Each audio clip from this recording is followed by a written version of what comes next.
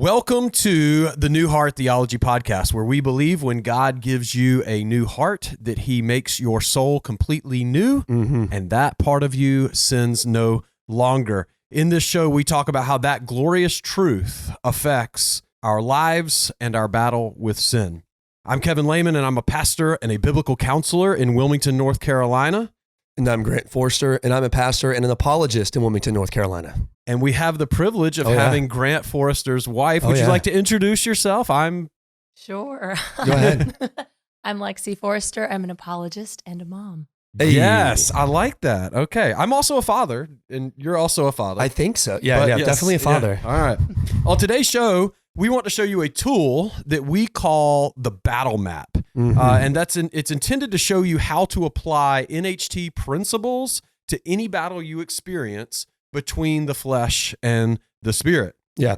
To use this tool, it's rather imperative that you have a good working knowledge of other content that we've made. So if this is your first time listening, I would highly recommend going back and listening specifically to the first 12 episodes, 10 to 12 episodes. That is going to be they're titled 5 Pillars, 5 Points of New Heart Theology. That will be crucial because we're going to be using terms, we're going to be referring to theology and concepts that if this is your first time jumping in, we're not going to have the time to stop and define all of that. That's what the first 12 episodes are for. So please go back and do that. And if you enjoy our content, please consider hitting the subscribe. Yeah. Or if you're listening, giving us an honest 5-star review. We hope you enjoy the show.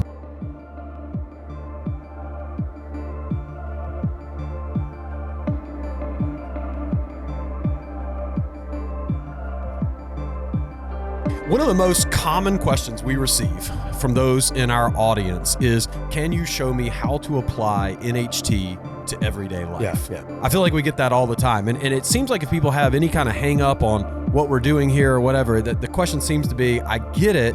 So what does that mean for my battle with sin? Or what does that mean for my life? Do you hear that? Oh, yeah. Yeah. Often? If you jump into just the first 12 episodes, it's theological, it's philosophical. And if you don't really immediately understand how a lot of those changes in views affects your daily life, you might walk away thinking, this really doesn't change the way that I live my life at all. And so we definitely want to help you guys understand more about what it means to walk out, living with a new heart, living with a spiritually changed life. So this we hope is helpful for that, for sure. Yeah. What about you, Lexi? You think this is going to be helpful? Oh, yeah. We always love practical podcasts. Okay. They're great. We do. We want to try to start gearing, and we've got some YouTube stuff coming at a certain point here in the future too that's going to help kind of tie all of what some people may call theoretical, theological, philosophical, whatever, and we're going to help start tying that into how does that work out in our life. So if you have been wondering about this, today you are in for a treat. Today we're going to show you a tool that we use in the real world counseling and discipleship sessions that we have. Man, that was a mouthful. Yeah. And so the battle map works like a flow chart. And if you're an average American, you might not like the idea of flow chart. That makes you think of businesses and rooms. But if we're honest, flow charts are efficient and they're helpful. And when you see this one, you'll understand what we're getting at and why it's helpful.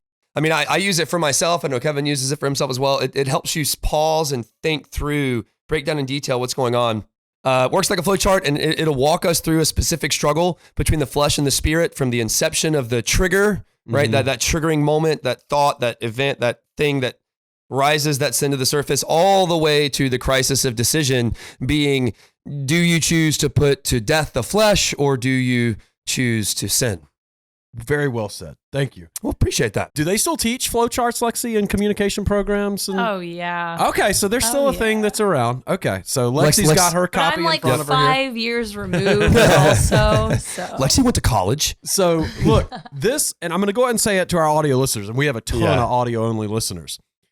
This particular episode really is designed to be visual. Right. And so you may struggle a little bit trying to kind of follow along what we're saying because this is a literal visual chart that we're going to walk through.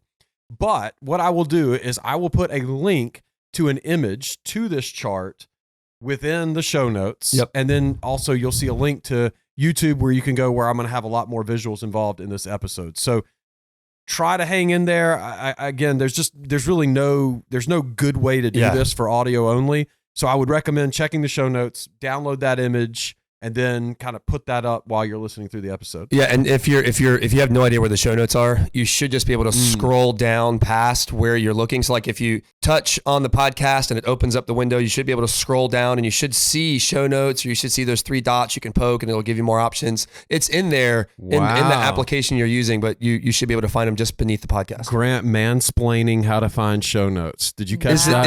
Is it mansplaining just because I'm a man and I'm explaining? Actually, here, I'm going to womansplain this well that they don't even need the flowchart because we're so good at it. There you go. All right. So, Grant, if you're ready, let's dive in and pick a trigger, man. We got to start with a trigger. Yeah, and I know one of the I guess the highest listens, the episodes that had the most listens was the one that we did on pornography or things related to sexual sin. Yeah. I think there was a clear cultural reason for that, but we're not going to get into the apologetics of that. But I know that many of our listeners struggle with sexual sin, just many Americans in general struggle with sexual sin. So I think picking something in that category would be helpful. I'm thinking either a seductive ad pops up on your browser or a pornographic scene comes up in a show. Maybe, some pretty lady walks into a bar, something like that. Okay. Out of the ones that you just gave, I am going to vote for the pornographic scene, I think. Let's do that. I think you're sitting and you're watching whatever, and you didn't do your research before you started watching. Sure. You should know these things going in, and I do want to say this, because we're going to take this, and it's almost impossible to avoid pornographic images. I mean, unless you're going to live under a rock. Right. And so take this in whatever frame you want, but we're going to talk about you're sitting, even if you're sitting, you're watching a show and this image pops up. But what I wanted to say is even if you do your research, it doesn't necessarily mean that a pornographic image has to show up in that thing.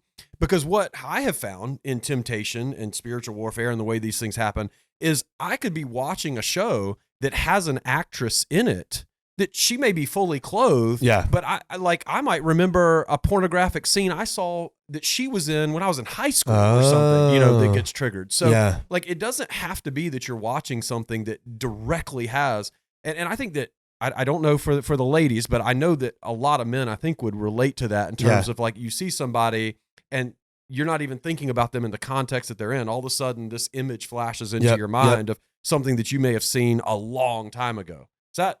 Yeah. It's that cogitative power, man. Yeah. Well, and on top of that, like women, especially with the statistics of pornography and how women are consuming so much more and it's growing every year. I wouldn't discount how women are, I think, unfortunately, being rewired to be more like that than they should be. And even, it might not be that a pretty actress comes on and I'm thinking that way, but if I see a pretty actress engaging in behavior that leads me to think of something else, like it doesn't even have to be a man who I see as attractive, and still all of a sudden now the trigger is there. And I can't let this one go by without mentioning it because I feel like we're going to move on. But there are Christian movies that do this too. Yeah. What's the really recent Christian movie? Oh, it was from the book. It's based on the biblical book Hosea, but it's the retelling of it. And the Redeeming Love. And the book for Redeeming Love, the book is incredible. But one of the critiques from the Christian audience was that there were some pretty graphic scenes. And even if the graphic scenes are within the context of two Christian, like a man and a woman married, you still don't display that on a screen. Right. And that was just one of the critiques. And I don't even think there was full on nudity and sex, but it was still heavy suggestion there.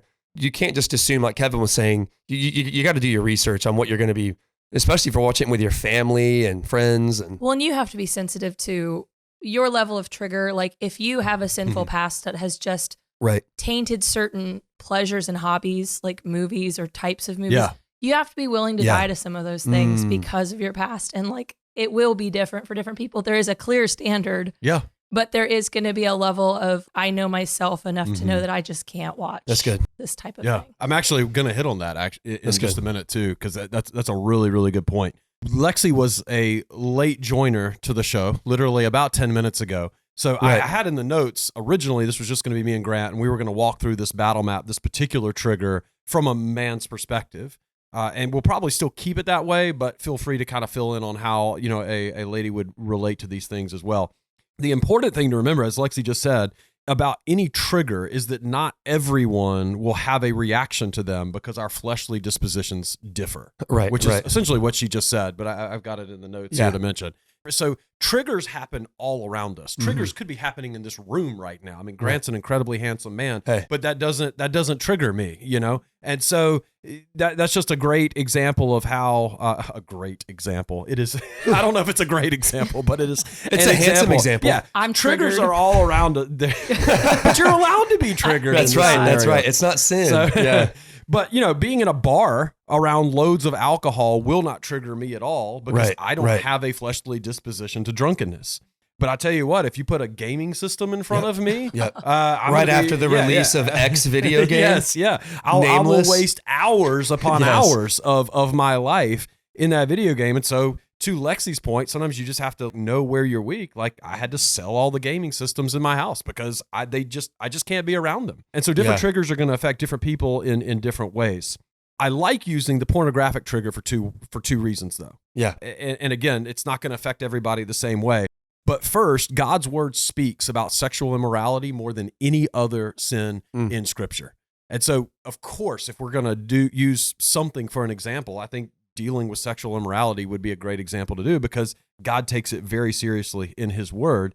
And then, as Grant mentioned earlier, based on other episode downloads and looking at the metrics in terms of what you guys have listened to the most of our show, I think this will resonate with a large part of our audience. Mm-hmm. So the first stop on the battle map flowchart, and again, I'm so sorry to our audio-only listeners, but there's the top block, okay? And I'm sitting here putting my hand up in the air to the audio listeners. And if you're driving, do not go to the show notes and look at this battle map. Just listen to us. Let me try to lay this out real quick. So the battle map basically looks, it's a top-down flow chart. It begins with a top block that feeds into another block that will then feed into 4 blocks that feeds back into 1 block that then feeds into 2 columns of 2 blocks. So it's a top-down flow chart. Yeah. Anyway. I probably just lost everybody. I'm going to see the statistics and like all of our listens dropped off like at that point. But the trigger is the first thing. So what is it specifically that happened? And if you'll note, I've actually changed this since the last time we went over it because we used to do brain disposition first and then trigger. But I thought it made more sense as we're presenting this to a broader audience to put the trigger first. Yeah. Because again, the trigger may happen and it may not affect you at all. Right. Well, it might enlighten you to your brain disposition even more than you realized. Yes. It's a trigger you've never experienced before. And all of a sudden you're like, wow, I didn't realize that this was going to be something that bugs me in the way it does, or it impacts me the way that it does. Yeah. Yeah. Triggers are only a problem if they cause your flesh to be tempted. So we have the brain disposition that struggles with a trigger or isn't a trigger to you at all. And as a clarification, something can be inherently sinful even if it doesn't trigger you. Like a pornographic image is still born in sin, whether it causes you to stumble or not. So there can be things that are sinful in and of themselves, even if they're not a trigger to you. And I hear this all the time, and this really isn't in the notes, but this is just for free. Guys will say things like, I can watch X thing because it doesn't cause me to stumble. I'm like, that doesn't mean that watching X thing is good for you, or that it's not a sinful thing to be consuming. But other images like video games might not be something that triggers you. Like there are things that, how do I say this? All sinful things have the potential to be triggers, but not all things that are triggers have the potential to be sinful things. Like playing a video game is not sinful, but if it causes you to be tempted to just drown yourself in it and escapism and dodging your responsibilities and you're just pouring all your, and social media can be that, Netflix can be that, right? Then that trigger for you is something that is sinful. But the point of the battle map is to identify how a particular triggering situation affects you. So we are addressing it from that standpoint. Yeah, exactly. So let's say a pornographic image of a woman pops up on the screen during a movie that you're watching. I'm so sorry, Lexi. But again, we're doing this from It is the real. It is the real. It's what happens. Because when a pornographic image pops up on your screen, your wife or your kids might be sitting there with you because you didn't do the research. You didn't do the research enough. Or your wife might be impacted by the next couple parts of this chart. Sure, that's true. That's right. So the image of a woman that, or it could be, like I said before, the image of a woman that reminds you of a pornographic image that you've seen somewhere else. If your brain disposition is a heterosexual man, like if your brain is wired to be attracted to women, then this is likely going to be a trigger for you. I would almost venture to say that if you are a heterosexual man and you say that you can sit and watch blatant images of naked women without them triggering you, you're probably lying to yourself and to your wife. we could get into all the chemicals that go off, in the heterosexual man's brain, the physical mind, if you're referencing back to former episodes, as it is processing an attractive woman, and particularly an attractive woman that may not be completely clothed. But what we all need to know for this exercise is that there is an immediate chemical reaction that takes place, like within the body, within the mind. And so that chemical reaction will formulate a desire. Yep. It will formulate a desire of the flesh. Mm-hmm. That is your body, your flesh generating a desire. And this begins the temptation process. Yeah. And so as soon as this triggering event begins, a lot of things will start to happen within the man. And we've put those 4 into anthropological categories. So bodily reaction, fleshly desire, desires of the spirit, and spiritual warfare that usually look like demonic claims for consideration. It would look like all of a sudden you start having these ideas or considerations, kind of questions popping into your head. That's usually is how spiritual warfare will play out. So what we're going to do now that we understand the brain disposition, and just to review kind of where we're going on this chart. So you have the trigger of a pornographic image pops up in a movie that you're watching. Yep. Your brain disposition is of the such that it is triggered by that thing. That's right. Right? So if it wouldn't matter if the trigger were a video game commercial. Like my mind would be triggered by that, whereas Lexi's probably wouldn't. Not at all. So thank you. Okay. But the idea here is that trigger, pornographic image, brain disposition, right? You have a brain, you have a mind, you have a physical mind that is going to have a reaction to that image. And by the way, it is okay for your mind to be triggered by the naked female form. Like, it's supposed to have that right to reproduce. Yes, ma'am. Well, we know these kinds of things are true because anyone who has children who are growing up, you're teaching them to regulate their responses when they have these kinds of things for the first time. And they're like, I feel funny. Right. Why do I feel funny? Well, because you were made to feel that way when this situation happens appropriately. Right. And I do want to clarify that, like, we're not saying that you have committed sin at the trigger, and that's a big thing that we talk about with New Heart Theology. That's just a desire of the flesh. Paul talks about that in Galatians 5. He talks about it in Romans 6, 7, and 8. Your body is going to produce certain desires just because of what it is, because of its fallen nature, because of the way it's been programmed, both by God and the corruption of that program by the fall. So your body is going to have these triggers. What's important is what do you do with those triggers? And so that's what this map is supposed to help you, for lack of a better term, flesh out. So we talked about after the brain disposition, you see this trigger, your brain disposition is geared towards that thing. There are 4 categories of things that begin, which Grant just listed. And the first one is bodily reaction. Right. So what are some things, Grant, that happen just because we're talking about bodily reaction being a physical thing that's happening in your body. Yeah. You see, and obviously we're not trying to get too graphic here. Of course. What are some things that begin to happen with your body when you see a pornographic image? Yeah. So first and foremost, your body temperature starts to rise. Your hands might get clammy. So if you're holding your significant other's hand, they will begin to wonder why your hand is getting clammy. One of Grant's tells. Right. See, there you go. And so something else that can happen too, other than the physical anatomy change that's going on, but we don't have to use all that language, but you should expect, and so you are not broken because this happens. You should expect that it becomes hard to not think about the trigger that you just saw. It'll be difficult to get your mind off of that because dopamine is flooding your brain and it's wanting to push you toward how you've trained your brain to function, and your brain is trained to pursue that trigger, pursue that temptation. You're talking about the imagination. All the way to fruition. Right? That's right. Yeah. And so you're going to have these images in your head and you're going to say, no, focus on the movie, and you're going to be distracted. And depending on how sensitive you are to the trigger, it might just be best to just completely shut it off and then have a conversation with your wife or have a conversation with whoever you're hanging out with, if that's appropriate at the time, if the trigger, if you're that sensitive to it. But you should not be ashamed that your body's having a response, that you're having a hard time getting it off your mind, because that's what the brain is going to be doing at that time. Yeah. I can totally now see a picture where like y'all are watching a movie together and a beautiful woman comes on the screen and Lexi's like, Grant, let's hold hands. Let's see how you're doing, buddy. But like a lie detector test. Yeah. So the bodily reactions are starting to occur as soon as this trigger happens. And then we have what's called the desires of the flesh. And so your body is going to start desiring something.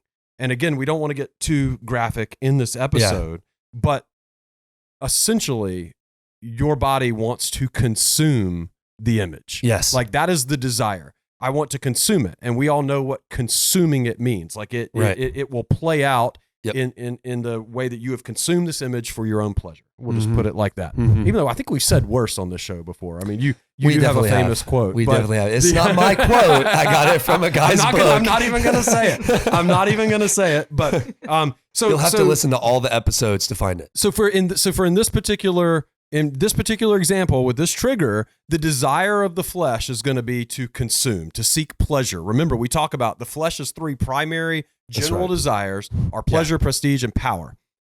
And so given that those are our three kind of primary, this would fall under that category of pleasure. Your body is instantly going to want to seek out pleasure at the consumption of the woman that you are viewing. And so then we have the desires of the spirit. Because if you are a believer, I'll let you explain this one, Grant. If you're a believer.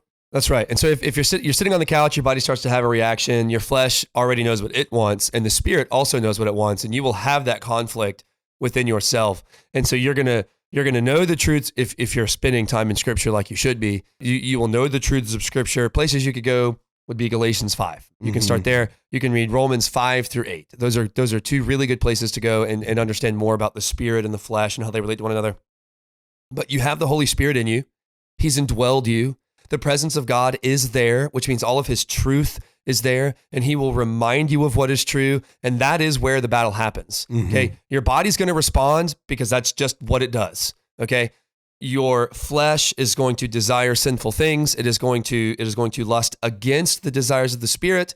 The spirit is going to have desires that are against the flesh, and that's the conflict. The spirit will remind you of what truth is. You will know what the right thing to do is, whether that's pause the movie and address the situation, turn off the movie, or maybe you can continue watching the movie and then have a conversation afterward. You will know what will be best for you to do if you do have the Holy Spirit. He will be leading you in that situation. When you're unsure, put your eyes on the floor.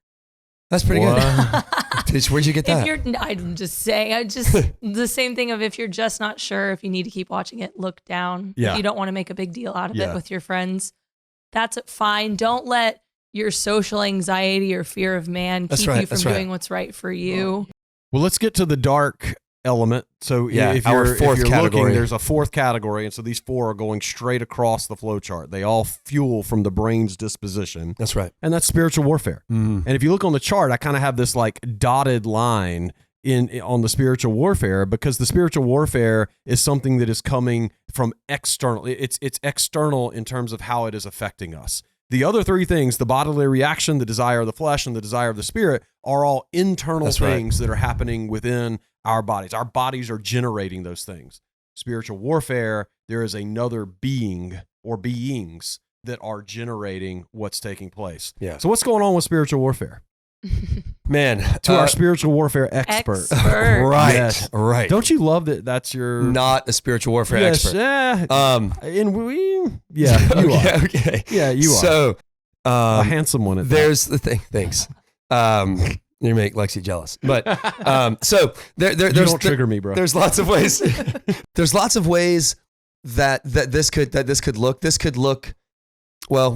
Generally speaking, what this will look like is you wrestling with questions that perhaps you wouldn't be asking yourself normally. And I hear That's guys. a really good way to put that. I hear guys talk about this regularly. They're like, so I was doing such and such and such and such, and then this thought came into my head, and they'll even say sometimes like it felt like it felt foreign. Like why on earth am I thinking of that? You know, I'm like, well, one, you probably know your brain better than I do. You know the things that trigger you. You know the things that you kind of stew on or that tempt you to stew on them. And so when something like that shows up, whatever it is, you know, in this particular situation, it was a guy who was angry about something and something really violent, something that like, hey, you could do this. Something really violent popped into his head, and he was like, what in the world? Yeah, that's a good, right? Yeah. And I'm like, that's probably an example of spiritual warfare. Because like, obviously, you would have no experience in doing something like that. Well, what's the spiritual warfare in this particular situation? Exactly. And so in this situation, so you're watching the movie, something triggers you, or you're seeing something triggers you, and you think, I'm not going to look at that. And the thought comes into your head, well, you could, and specifically in the third person. I was listening to a guy the other day, and he was saying, like, you start hearing questions in the third person, like, you should go, you should. He's like, well, maybe think about why you're talking to yourself in the third person in your own head. And when we mean hear, we don't mean necessarily that you're audibly hearing a voice. Right. There's just suggestions, thoughts in your head, considerations that are there. And so you're listening to me right now, and if I say, don't think about purple penguins, you've got penguins in your head now. I didn't ask your permission for that. They're just in there. And so likewise, when spiritual entities or these demonic entities, when they want to play around with your mind, they're going to do the same things. They're going to pop stuff in, just like I popped something into your mind just then, but you don't hear it because they're immaterial. They don't have sound. So that's why it's tricky for us. And it seems like these internal experiences, but that's going to come from the outside. It'll look like questions for consideration. If it's a question that you would never have perceived on your own, it just seems just way uncharacteristic of yourself even, and you know your sin better than we would, then you can perceive that might be spiritual warfare.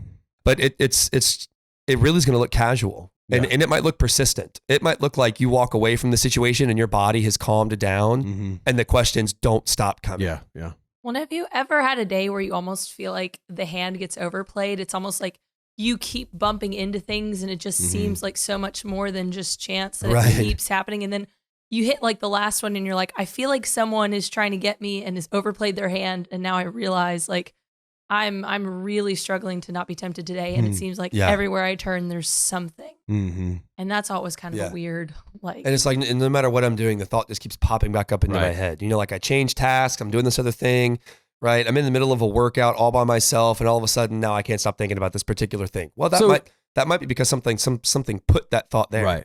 And so as we try to kind of narrow that down into how that would look in this particular triggering situation. So keep us focused. No, it's okay. Yeah.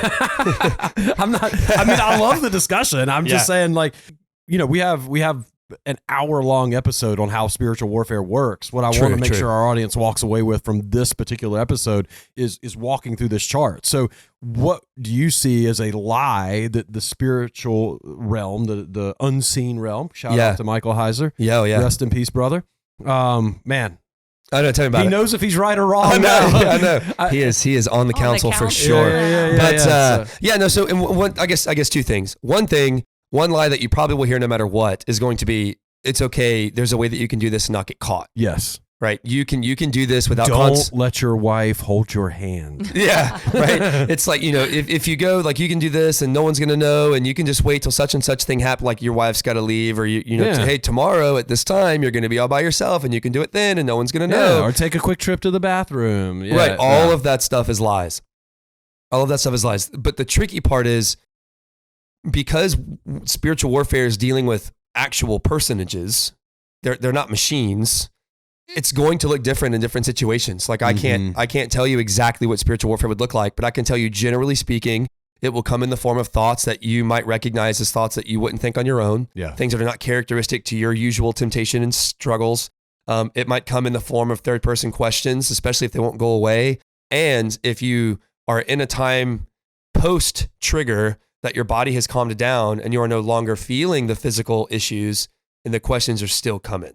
That might be. What do you think about this one? Go ahead and store this image away. Oh, that's a good one. Because you're strong enough to beat it. Yeah. Oh, it won't, it'll be fine. Yeah. Go ahead and store it away. You're tough enough for this. Yeah. Man. Lie from the pit of hell. Yeah, seriously, that's tough. Yeah, it's almost like an appeal to the pride. Yeah, it is. You know? Yeah, it is. Or something like you've gone, and this really isn't in this particular situation, but it's like, you've been X amount of weeks, months, years without looking at pornography. Go ahead and remove that blocker off of your phone. You'll be fine without it. You don't have to have that anymore. Right. It's just terrible. Lies. Well, and it's important to you don't have to raise your hand to speak, right? I don't want to jump in because I'm not going to fight. Jump in. I'm not going to fight for the mic with You got your own mic. That's right. I'm here and I can be heard. And roar. And it's important, I think, for just understanding that spiritual warfare is a reality can help you, because once you have this sort of triggering moment, right, you can remind yourself, literally like something to speak back to yourself of, I know that spiritual beings look for open doors, Right. and the potential to sin is an open door. And so I'm going to have to be very aware now, because I've had this triggering experience, that there is going to be something somewhere, most likely, who is going to try and use that opportunity. Yeah. And so it almost, you have to like bolster yourself, like, okay, now I'm in a battle. I may not have wanted to be in the battle or chosen to be in the battle, but I'm here now. That's right. Which is why we push this battle map so hard. Yeah. Because this helps you actually visualize that battle so that you can be aware of it. If you want to save an image on your phone, save the image of the battle map on your phone.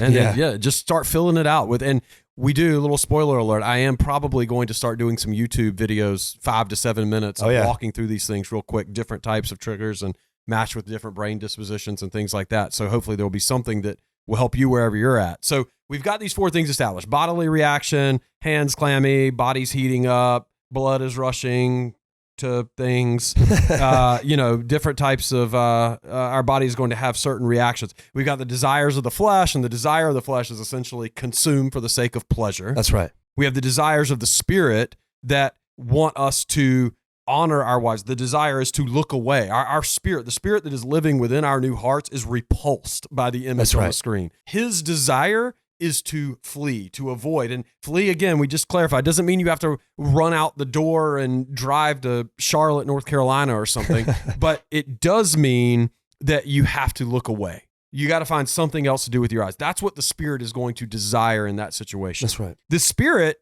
and this will be another discussion for another time, I think can even help you take moments like that.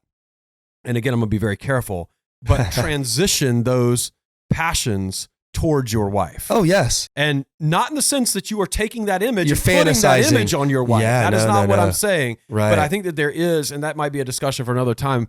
Would you agree there's a godly way? Would you be offended? No, I think it's actually really important. And I think, we want to be really careful in Christian culture not to demonize the good. Yeah. And our sexual ethics of the last 20 years in the church have done a terrible job, I think, of that. Big time. And so, when we're training up young boys, particularly, because we have a son, and we're going to have to do this.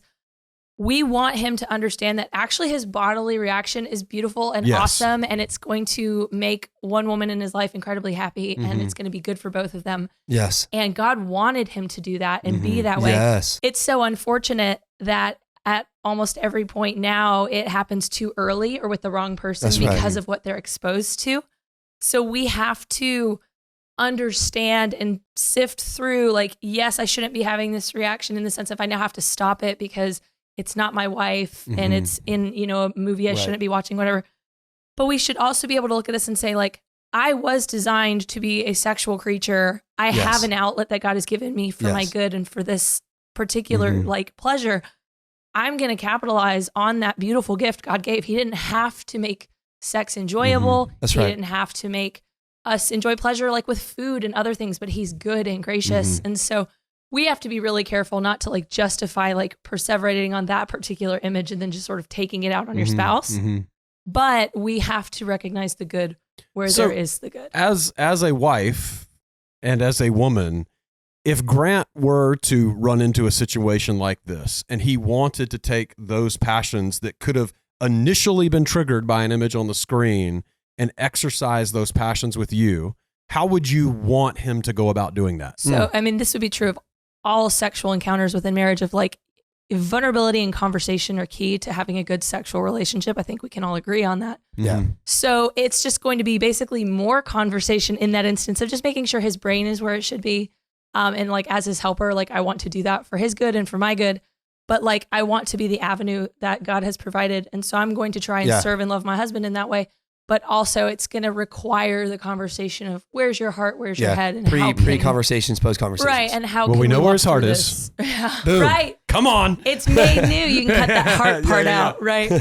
But you want to ask the question, where's your headspace? And the where's beauty your mind? Of sex inside a marriage is you have complete freedom to be open and transparent and vulnerable and not be embarrassed to have that conversation as you're walking out. And to just remove, I guess, one layer of vagaries here. What we're talking about is if a guy sees something on screen, he's tempted to fantasize about it. Maybe he fantasizes about it for a few minutes, which he really shouldn't be doing anyway. Sure. He realizes his body is all worked up. He turns off the TV. He says, love, right? Wife. Spouse. I'm in a tough spot here, right? My body's all worked up, and that scene really, really bothered me, and I'm having a hard time. Can we be intimate? And the wife says yes, right? Part of that pre-conversation is, just so you know, right? I am not using you with this other woman in my imagination while we are being intimate, right? That is despicable.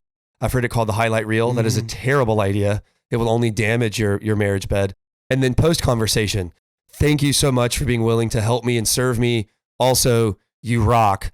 I didn't think of anything other than you. And the beauty of that is you have now taken an instance that was meant for bad that gets used towards God's glory and towards good, because he wants us to have healthy and satisfying sexual relationships. And there's so much beneficial brain chemistry there too that we just don't have the time to get into as well. Literally, you can rewire your brain just by doing that if you're willing to do the work. Retrain the brain. Would you go as far as requiring eyes open during, just so that attack doesn't come? There's a lot of very practical to that, things. or that I've heard that. I think that would depend on brain disposition, on the individual, on the couple. This specific. Sure. Depends that's on always if your helpful. wife is pregnant or not. I'm just kidding. No, that's always helpful. And so, if you're listening and this is like a can of worms, you've never even opened, and you've never even planned to talk about. Sorry. If you've never even thought about this, right? Like having your eyes, let's say that you struggle with keeping your mind in the moment when you're being intimate with your spouse. Keeping your eyes open actually makes that a whole lot harder, a whole lot more difficult. A whole lot more difficult to not be. Right. It makes it easier to keep your mind where you want it to be. Yeah.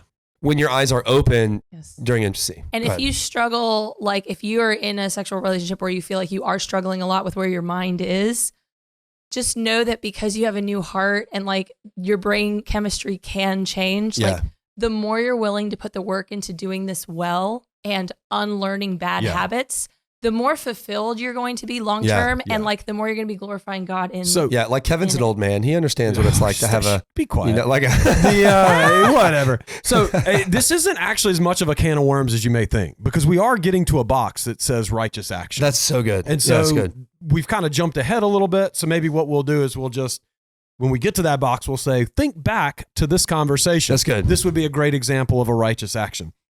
So these 4 things are funneling into essentially the battle, all right? And the battle on the battle map, that's why it got its name, is this giant box in the middle that all 4 of these things are funneling into and kind of summarizing that battle.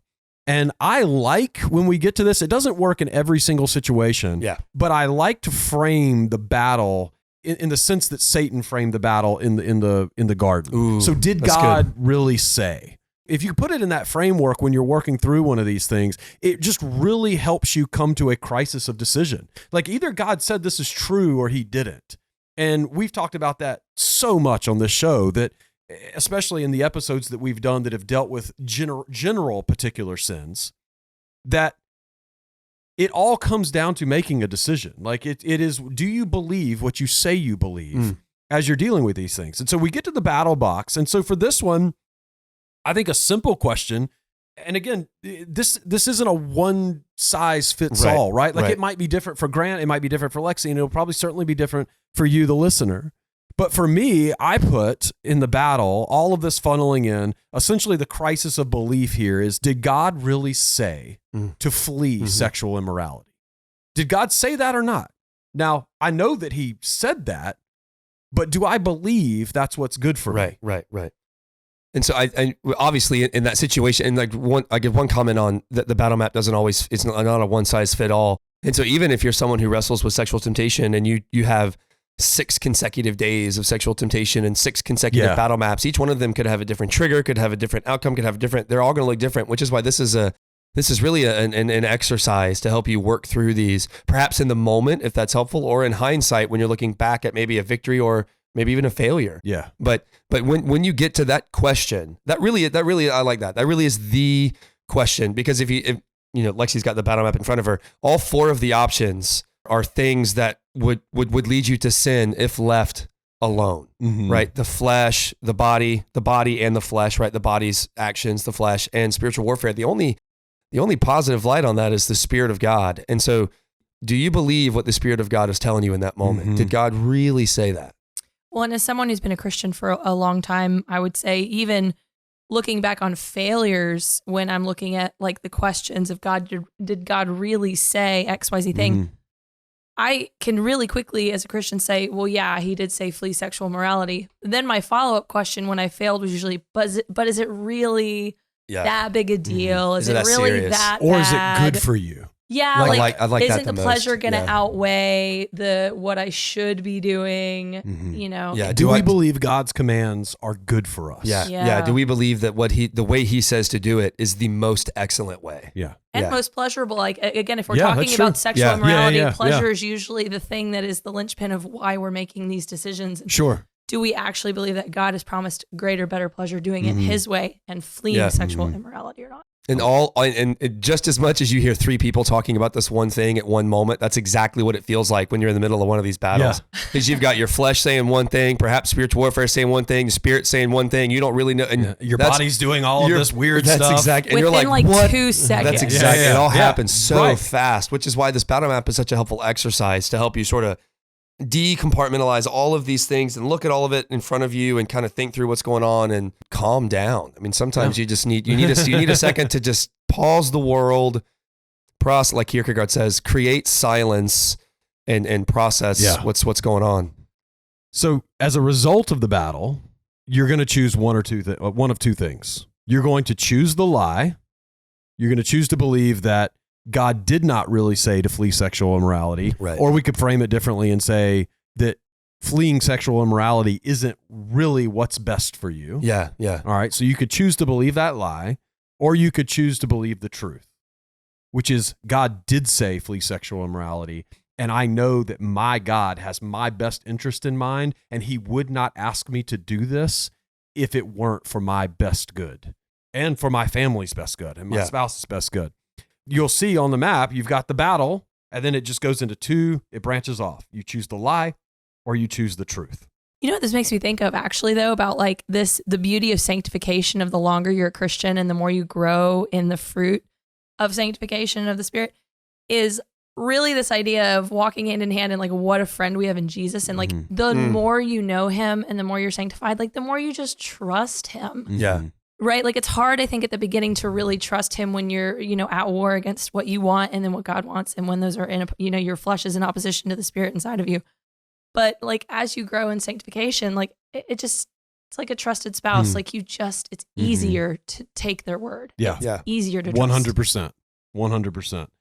So choosing the lie or choosing the truth choosing the lie will obviously lead to sinful action. Yeah. In this particular example, going to pleasure yourself in the bathroom is a sinful action that could result. Storing the image away and then using it later for solo pleasure is also a sinful result. Getting frustrated about it and then taking that anger out on your spouse, also a sinful result. And again, you can fill in whatever your particular choice of sinful action is. And that's why it can't be addressed at the sinful action level, because by the time you get there, you've basically already lost. And even if you could learn to master one sinful action, like let's say your normal temptation is to get up and go to the bathroom and seek pleasure there. I mean, so what? So you lock the bathroom and give your wife the key. I mean, there'll just be something else. There'll be some other way that you can fulfill that, which is why it has to be addressed at the battle level. Yeah, I'm thinking of the guy that's what's the mindset? I just heard a pastor talking about it at one of our Ratio meetings. It was Joe Easterling. Shout out to Dr. Easterling here. He might be involved in an HG here in the future. And so he was talking about the two kinds of people. The person, and he had names for all this as he usually does, but the two kinds of believers. The one believer who's not even seeking the red line and is just pursuing Jesus to whatever end. And then the believer that has the desire to pursue Jesus to whatever end, but also wants to stay as close to the red line as possible without going over. For those of you who are the red liners in the audience, and we all go back and forth. It's not like you're either one or the other. There are days where you're on the line and days where you're not. Or places or tendencies where you're more on the line. Right. That's true. And so if you're thinking, well, could I do this? Could I do this? Could I do this? Right? You're already in the wrong headspace. The idea is just to fight this and choose truth, to look away, to get up, to not taste of this at all. And so one thing that you could be thinking that you could do is just stare at the screen really, really hard and try to burn that memory, burn that image into your head so you can use it in your head later. You're not saving the image. You're not doing any of this stuff, but you're still trying to find a way to fantasize. Yeah. You're still trying to have sex in an imaginary world versus having sex in the proper context with this. Love that. With your spouse. Yeah. So that's good. That's good. And then on the other side, you choose the truth. You choose to believe what God said is true. And then you'll notice that drops down to a box that involves righteous action. And we've already discussed one of those righteous actions is that you have a conversation with your spouse. And if you have a spouse, and we're not naive here to believe that everybody in our audience has a spouse. Or and that so every we'll talk about spouse is available in that particular instance. Correct. Either. Or, and some spouses might not be as willing to understand this dynamic, which is a whole other discussion that maybe we should talk about at some point. Just because I love what you were talking about just the transparency of conversation that really is needed in marriage to have the sex life that God has designed. But again, we won't open that can of worms here. But righteous action. I mean, what would be a righteous action for a single guy? You work with high school students all the time. What would you tell? I know what Grant would say. Cold showers. He's all about some cold showers. Yeah, but sometimes getting in the shower is the very last thing a guy needs to do if he's dealing with that. However, if you can muster the strength to get in and turn the cold water on, I mean, as cold as it can get, there's really nothing going on in your mind except, dear God, this is awful. So, but I mean, obviously, if you find yourself watching something all alone and you're a single guy and something sexual comes on the screen, and again, you didn't do your homework and you're like, here I am, this isn't a good situation, dude, just turn it off. Yeah. Don't even fast forward the scene and like try to watch the rest of the movie because that lady's face is going to be in it the whole time. Yeah. So just turn it off, pick up the phone and call somebody, go for a walk, read your Bible, get on your hands and knees and pray. And check your battle map. Check your battle map. That's exactly right, man. Understand what's going on. That's exactly right. And when I say get on your hands and knees and pray, that's not poetic language. I mean literally get on your hands and knees and pray. There is something about your body being in submission to prayer as well, not just your mind. Because the body's the problem right now. So you get your body involved in prayer, like on the floor, and you stand up and you read your Bible. You just want to get out of this. You want to get out of the situation physically, mentally. Right. And like Lexi said, cold shower, that would be getting out of the situation, certainly biologically, like very, very cold, like barely on. And it's as cold as it can be. My wife thinks I'm a psychopath because I like cold showers, but they're good for you too. They are very good for you. Oh, he comes out like high on endorphins. I'm a crusader for cold showers, but we don't have to get into that. So saving that water bill. Those would be things. Showers are shorter. That's right. Right. Showers are shorter, so you use less water, and you're not using hot water. Everyone else gets. Or to you have could just be shower. like me and live in a house with 5 women, and you'll learn to take quick showers. Every shower I take's a cold shower. Yeah. Sure. You just fill a cup with water and dump it on your head, and. But I mean, I can't think of anything other than that. Reading your Bible, getting on the floor and praying, maybe singing some praise and worship songs. Charles Spurgeon has a great sermon on. I like that. Charles Spurgeon has a great sermon on what it does to the mind when you start singing praise and worship songs. Yeah. It gets more parts of your brain involved than most other things you could do in an activity. Get out and get seen. Get somewhere with other people. FaceTime somebody. No, I'm serious. Like we always, in a different setting, we counsel like young couples who are struggling, never be alone together. Literally just be in public and talk. It's not a good idea to have a movie night. Listen. Well, You're not going to take your shirt off in a coffee shop. Right. You're not going to do that. True, I guess. I mean, have you taken your shirt off in a coffee shop? What I was trying to connect is what's the, I mean, you don't have to take your shirt off to be in sexual sin. To be in sexual sin. The point is you're not going to be doing certain things when you're out. That's and you're true. Seen. Okay, you're just keeping it clean. You're surrounded. Okay. Get around people. Go get a cup of coffee somewhere. Yeah. The mind battle might still be happening. These righteous actions coming out. I'll give you one that we even use as elders in our church, pastors in our church. If you feel triggered, and I do this at the trigger level. At the trigger level, Grant, I've been triggered towards sexual sin. Oh, yeah. Whatever it is. Ask me about it in the morning. Yeah. I'm telling you, there is nothing that will dissipate a sexual desire than knowing that one of your elders is also going to call you in the morning and say, what did you do with that? Yeah. And you're like, Make yourself accountable. Yeah. That's good. Big time. Yeah. Big time. And Grant's used that with me too on occasion. So it's a really powerful tool. That's why we advocate really strongly in our church for accountability groups, because when you start to know your partner's predisposition, and partner, I mean the person you're meeting with, same sex person that you're meeting with, and you're having these conversations about where they tend to stumble, it really does. It keeps you accountable when you're like, I'm going to have to talk about this in a week, and I don't want to do something that I know I'm going to have to bring up. Yeah, that works really good when you're in a church that's small enough to organize those accountability groups. But anyway, all right, had to get that in there. So I mean, in all seriousness, young men, if you're listening, I do not envy you. I'm channeling my best Tim Ross here. I do not envy you. I can't imagine what it's like growing up without having that outlet of marriage yet, right? Where there is so much of access to sexual sin. Hang your in there, TV dear brothers. Out the window. Yeah. I mean, that's how we did it as kids, but we just didn't have the option. We didn't have TVs, we didn't have phones, and it was easier. But young men, hang in there for sure. Well, I hope this has been helpful. I think it's been helpful. I think it's been really helpful. Providentially, Lexi was on the episode, so that brought a whole other. Yeah, it actually would have been kind of weird, just me and you. I'm really glad we had her. I can't imagine having that whole marriage discussion without probably wouldn't have happened. Yes, maybe not. But I'm glad we did. Yeah, that was good. Yeah. I'm glad that we did. I'm excited about seeing this in relation to anxiety. I have a feeling this is going to be. Well, we're going to need. Well, maybe we'll have you back on that one. Would you be willing to, would that be good? Yeah. For anxiety, absolutely. I think that's a big one. So what you'll need to come up with is like an actual, like a specific trigger, because we have the general episode on anxiety that deals with anxiety in general. But Grant says he's going to be home at 3 p.m. and is home at 5 p.m. Yes. Wow. Why are you picking on me right now? You're making her anxious. Yeah.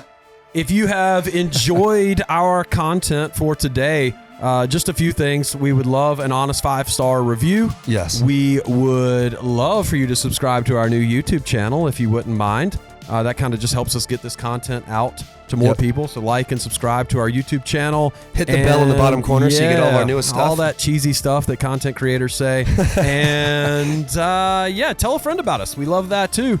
Thank you for listening, and God bless. God bless.